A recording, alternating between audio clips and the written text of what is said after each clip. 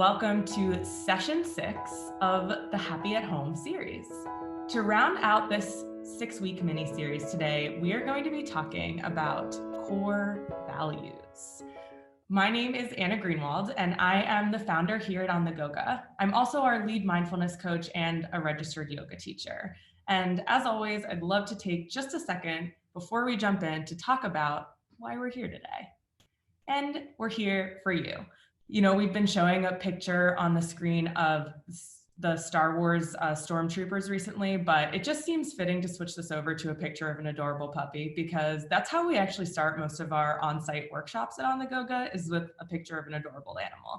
And that's because the things that we look at, the things we see, the things we take in through our 5 senses immediately start to impact our thoughts and our feelings. And why we're even here for these 30-minute brain breaks is to provide you guys with a few minutes and a few practical tools to make your days a little bit happier and a little bit healthier, even when your day or your month or your year is trying to throw you a curveball. So last week, we covered movement. We talked all about different ways that even when we're at home, we can get up and move our bodies. And this week, we're talking about core values. We'll be turning our focus to something that we love to talk about here at On the Go-Go, which is our money mindset.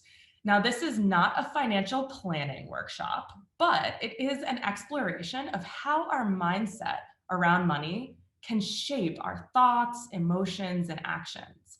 We're talking about core values this week, and to do that, I would love to introduce our wellness expert for the week from On the Goga. She is a certified financial educator, an MBA grad, and the recent author of a pretty incredible book called Our Money Stories. Welcome, Eugenie George. Thanks so much for having me. So Eugenie, today we're going to be talking about core values, and we'll be discussing how our own personal values play a role in our everyday lives, particularly through the lens of finances and our spending. So can you just give our listeners a little overview of what core values and money mindset really mean, and why are they important to our financial well-being? Yes, Anna, I'm actually so happy to be here. This is one of my favorite topics to talk about.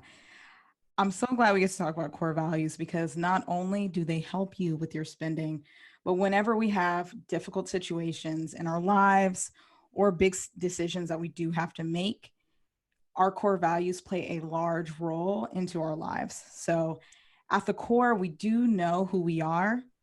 Right now, sometimes it could be a little bit chaotic and we can forget, but it's always important to go back and do a quick, brief mental health check with yourself. So what we're trying to do here is we're trying to reconnect who we are and what we value, and also what strengthens our relationships and how we can celebrate our daily interactions. I love this because it's so important right now to understand our core values, right? What we find truly meaningful. And I think probably a lot of us, I know I felt this, and if you felt this out there in the chat box, feel free to say so. You know, this time has been a time of coming back to what's really important and what's truly meaningful for us. And taking some time to talk about that, whether it relates to how we're spending our time or how we're spending our money, can really do a lot to shift our mindset, especially around our day-to-day situation, and especially when things are feeling a little bit out of control. Yeah, I definitely agree with that. There are 4 of us in this house right now, and we all have 4 different core values or 5 different core values, and they're all opposing each other. And it's quite interesting to see how different we are as people on a daily basis, just being around a 7-year-old and a now 14-year-old, because it's his birthday today, and a 38-year-old. So we're all trying to figure out each other's core values. And it really makes me think about, when is there, or what is a situation where you did the exact opposite of what you want? I mean, oftentimes talking to 3 people, 3 humans on a daily basis, I find myself saying things in the wrong way, or not the way that I thought was authentic to who I was. Yeah, I was just going to say, there's so many situations where that happens. And I'd like to actually throw this out to the chat box, because what you said is really important, Eugenie. Right now, we might be feeling a little bit lost of what is truly meaningful to us, A. B, we're probably in a house with, 1 to 6 other people who have different values than we do. And because of the nature of the situation, and just because we're human beings, we often act in ways that aren't necessarily totally aligned with our values. So if anybody out there in the chat box has an example of any situation, whether it has to do with money or daily life, where you did something that was the opposite of what you wanted to do, feel free to share it in the chat box. The one that I was thinking of, Eugenie, is this morning I wanted to get up and go on a walk. I usually do that in the mornings to like start my brain, but I looked outside and it was a little bit rainy and I was like, I could just sit down and start working. And then I got into the work hole and didn't actually take the walk until now. I'm planning to do it right after this. So that's my example. And honestly, how does that make you feel right now? Oh, when I didn't take the walk, you feel a little bit guilty. You feel kind of frustrated. I personally don't feel as physically well. Don't go on a walk. Yeah, Christine in the chat box said, I'm spending a lot more money on groceries because of the amount of people in the house, and it's driving me crazy. Yeah, I typically try to make my mental sanity trips to the grocery store. That's like my brain bake. So I definitely understand how Christine's feeling. Natalie says, I've been trying to make healthy choices and stick to a budget by making lunch. Right before the webinar, my boyfriend was like, let's go and get takeout despite all the ingredients. Yeah, I feel like that's something we can all relate to right now, right? It's like, oh, there's no excuse not to cook in your house. And yet I just ordered from Grubhub for like the 10th time this week. So I think, just to play along with what Ingrid was saying, there are competing priorities that really, really impact our core values on a daily basis. I know that there are many times that we know exactly what we want to do, just like Anna said, just like everyone's been saying in the chat box. We have this sort of moral compass that we're trying to operate with unconsciously. And of all these feelings that keep guiding us, it's what many people call our core values, but sometimes they just don't represent our day-to-day life. And sometimes it gets so frustrating. But just because we don't always do those things, we can always do this mental check-in. I was going to say, what people are saying in the chat box is how much the situation right now with the pandemic is influencing what we're able to do. And I think that's really something that we want to point out, because a lot of the time when our situations around us change, it influences what we're able to do, whether it's we look outside in the morning and it's raining, so you can't go on a walk, or like, Despina and a couple other people have been saying, right now I'm at home a lot, and so my electric bill and my grocery bills have doubled. To your point, Eugenie, sometimes our situations pull us away from the things that we are in the habit of valuing or the things that we truly value. But what we're going to do today, this check-in on our core values, can really bring that back into alignment and prevent those feelings of, guilt or frustration or resentment when we're not able to do the things that moral compass inside of us directs us to do. I just want to also acknowledge that this is definitely probably the perfect time to reevaluate your core values, because you're really alone with your thoughts and yourself. And I think this is a perfect segue into our next activity. It's something that we always talk about with our money mindset classes, our core values. And we always have to do these decision making times where we have to actually look at, well, what's the most important thing for me? What do I value the most? So raise your hand if you'd rather currently right now do a movie marathon, or would you rather catch up with someone on the phone? Yeah, so right in the chat box, actually, are you the type of person who right now you're valuing movie marathons on Netflix or talking to people on the phone? Oh, we've got a whole mix. People in the chat box, it's like talking on the phone, movie marathon, and both, right? Yeah, absolutely. And yeah, Christine said right now, movies, right? And so this exercise, how would you feel different if you had a Netflix marathon or you were talking on the phone?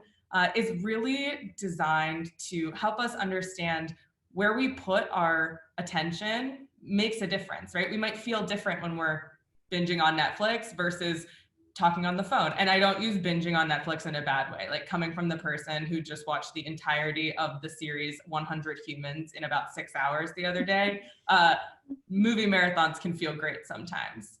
Yeah, Cynthia in the chat said, I've been really enjoying talking to people on the phone. I lost my brother during the pandemic, and connecting is what saved me. I think that's such a powerful statement. My heart goes out to you, Cindy, because that's just incredibly hard. And, you know, that's just an example of how these external forces that we don't have control over can really shape, how we spend our time and what we're valuing. Makes you realize what is the most important thing. For some, it's really interesting too, the dynamics between different people and who we're interacting with. Because I'm personally not a person that likes to do movie marathons, but my fiance loves movie marathons. So for me, talking on the phone creates a form of connection. But for him, it's all about learning about different movies, learning about all the subplots, reading the books. And that is what makes him more connected. I do think it's important to think about those things. I mean, for me, it's a huge motivator. Even when I'm not really scheduling too much, I'm kind of like a minimizer when it comes to scheduling during this time.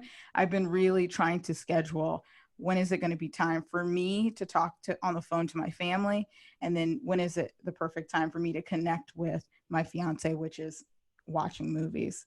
And I think a lot of the people in the chat room are saying the same things.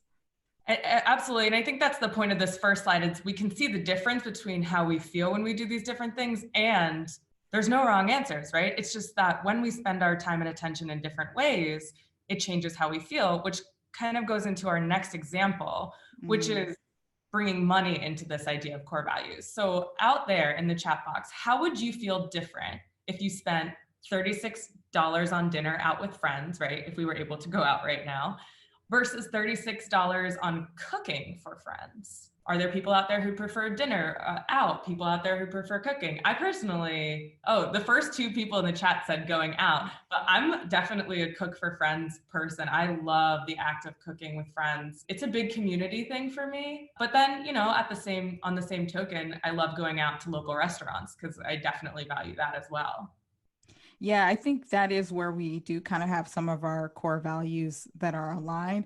For me, I would be impressed that I could feed people for $36 because I still struggle with the feeding for more than one person. So I am very impressed with you, Anna, for even doing the $36 for cooking for friends. It's really impressive. I'm loving some of these things that are coming up in the chat box. Like Natalie is saying, they both sound amazing right now because I'm busy at work, right? And again, so this shows how either way, $36 on something other than work, something to de-stress from work, can play to our values, right?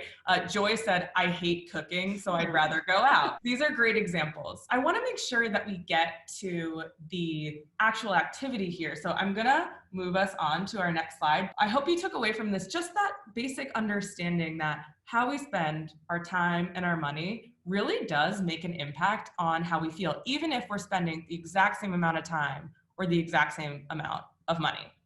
So, Eugenie, why don't you take us through the beginning part of this core values exercise? How are we going to take some time and practically reevaluate our values right now? Yeah, so this is actually the perfect time to reevaluate our core values. And this is also a great way to check in at any time when you're feeling stressed, anytime when you're have some form of a jolt of energy. Whenever you're feeling the waves of emotions, it's really, really important to go back to who you are, what do you value, and how do your core values translate to your own life. So when we actually get down to the nitty gritty of defining who we are, looking at our core values can help us understand what really matters the most.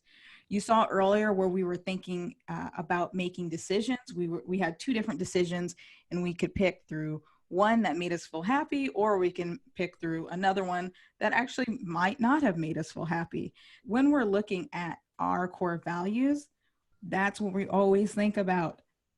What makes us tick? This is what's going to help us define who we are when there are times of crisis. So the question for you all out there is, what are 3 to 5 words that describe you? And if you're watching this as we go, you can see a few examples on the screen. Another way to brainstorm this, besides just looking at different examples, would be, what are some values in the people around you or in yourself that you really admire? So please go ahead and share any of these in the chat. What are 5 words that would describe you? Or even if you're like, well, I might not be super clean and tidy right now, but I do value that. That works too. Just find 5 words and you can write them down. You can share them in the chat that you feel like describe you. Eugenie, looking at the list we have on the screen, do you have any words that come to mind that you really value? Well, I would say collaboration is really important to me just because recently I've been writing this book and I've had to ask a lot of people for interviews. And I've also had to ask a lot of people to tell me about what do they value. And so now I'm learning this new skill of collaboration. So I would say that's one. I wouldn't consider myself a complete nature lover, but I do know how to put up a tent. Okay. And I'm from California and I like beaches and I like all that stuff. So I would say I'm actually the nature lover. I kill plants, but I try. I really do try. And then lastly, I would say tech savvy. Oh, I love that. We have a lot of really great responses coming in. All right. Natalie said creative, compassionate, curious, nature lover, motivated, spiritual. Katie said independent, social, passionate, open-minded, nature lover. We got a lot of nature lovers here.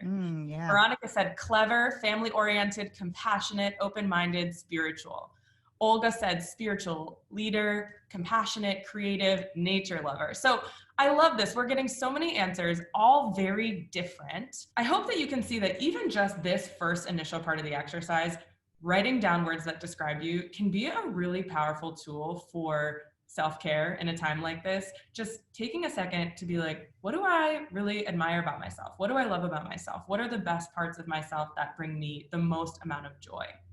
Once you have your list of 5, and again, this is an exercise that you can do with your family, with your friends, sometimes interesting to compare answers. The next part of the exercise is to write down what are the 5 non-essential things that you are spending the most money on right now. Eugenie, what is a non-essential item? Let me break down what an essential item is, and then I'll explain sort of what a non-essential item is. So an essential item is something that must be paid for survival. So rent, electricity, food. A non-essential item is something that you purchase that it's important to you, but you don't need it to survive, but it does add value to your life, like Netflix or a subscription to a magazine. So if you guys want to write down, again, on your own piece of paper or share in the chat box, what are some non-essential things you're spending money on right now? We'll kind of start to look at those next to our core values in just a second. Yeah, Katie said clothes. Shauna said, I thought it Bath and Body Works soap. Is that not essential? That is essential now. Yes, your Bath and Body Works soap is considered essential now, so don't worry about it, Shauna. Yeah, Olga said, I love Olga's first answer was chocolate.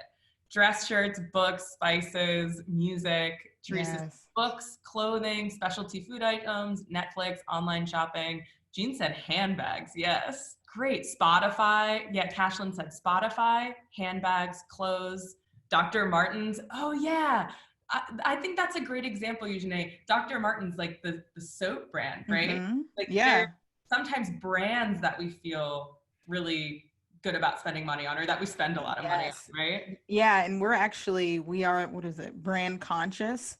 So that is something, I mean, that's also why I work for On The Go-Go, because I liked the brand, and we always make this joke how someone could be on brand, and our on brand is we typically are happy. Even when things feel kind of difficult, we try to be as happy as possible. So yeah, I'm for the brands, of course. Yeah, absolutely. Now that you have your list of 3 to 5 core values, and again, these core values are not set in stone.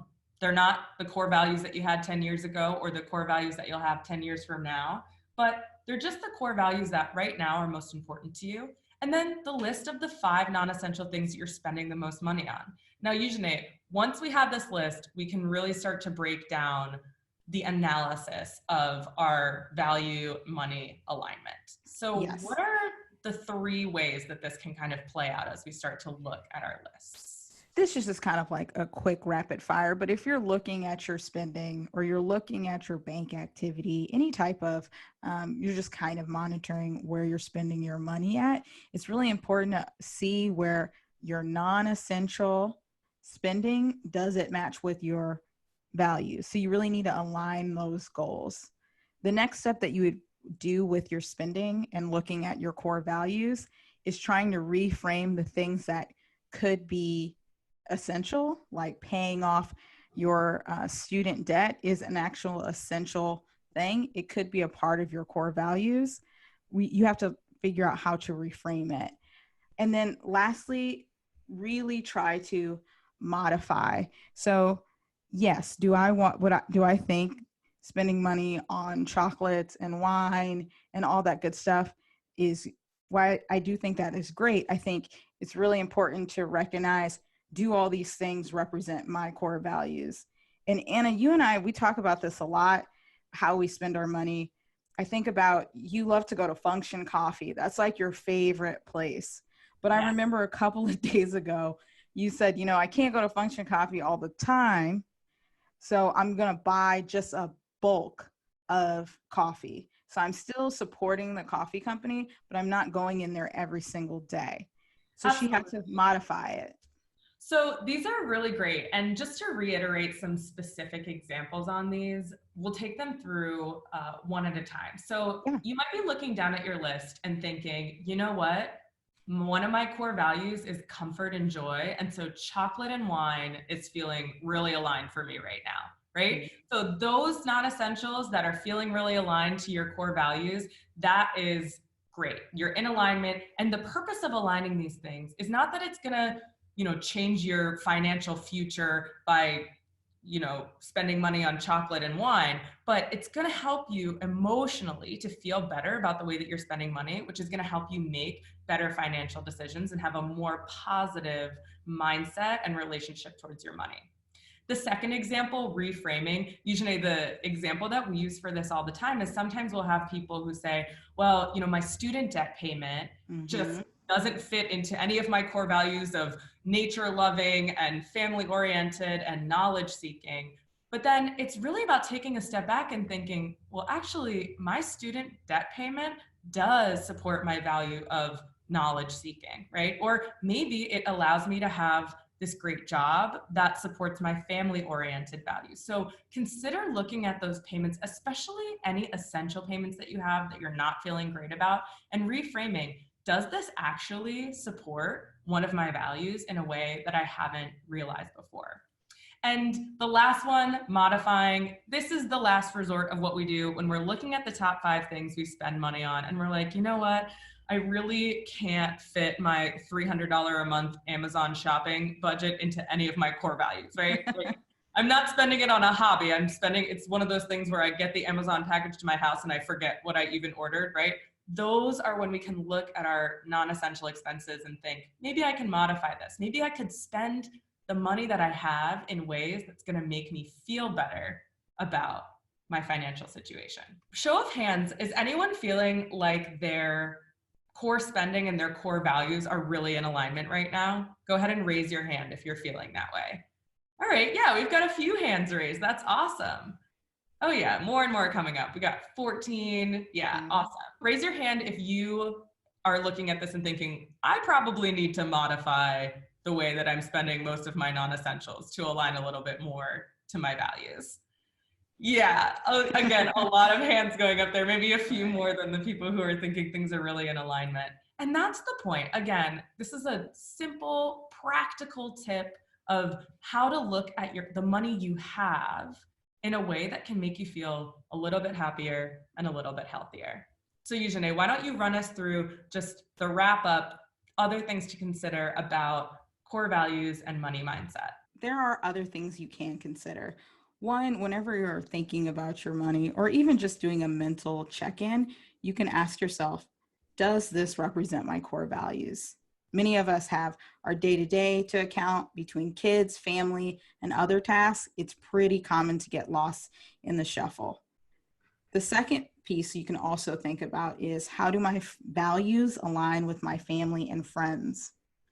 Sometimes we might have different values that our families don't have, but it's really important, especially with a time like this, to connect and ask what's the most important thing for both of us. Community might be both of our core values, so let's focus on that. And then lastly, how can I better support my own values through action? So really thinking about, does my Amazon purchase for clothes, does that actually help me? Does that make me happy? Does that support my values? And maybe the answer to that is yes. And maybe the answer to that is not so much. And the point here is that either way, it's just about aligning these things to what makes you feel good about the way that you're spending your money. We'll leave you with this awesome quote by the king himself, Elvis Presley. Values are like fingerprints. Nobody's are the same, but you leave them over everything you do. So thank you guys so much for joining today. As always, we will stay on to answer questions. Eugenie, thank you so much for being here today.